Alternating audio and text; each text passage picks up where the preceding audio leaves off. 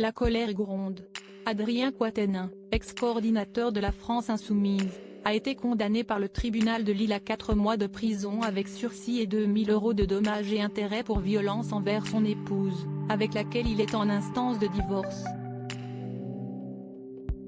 Malgré le tumulte créé au sein de son parti, l'homme politique a pourtant été exclu uniquement de manière temporaire de son groupe parlementaire.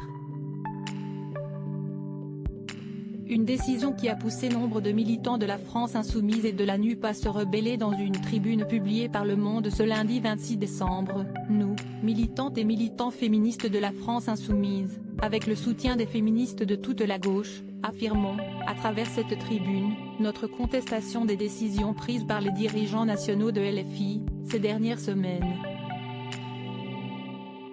Les signataires ont ainsi mis en exergue une vague de dégoût à gauche, ressentie après les déclarations officielles du mouvement concernant l'affaire Adrien Quatennens.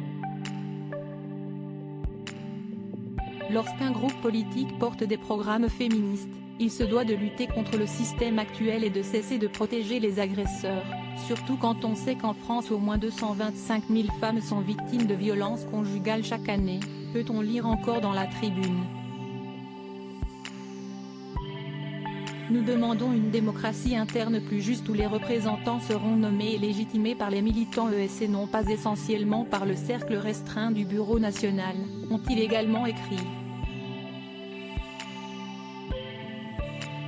Supérieur à Julie Gaillet, Sophie Marceau, Marlène Schiappa, retour sur leur engagement pour les droits des femmes. Adrien Quatennens dénonce un lynchage médiatique. Adrien Quatennens a été suspendu pour 4 mois de son groupe à l'Assemblée nationale dans la foulée de sa condamnation, le 13 décembre dernier, à 4 mois de prison avec sursis pour des violences sur son épouse.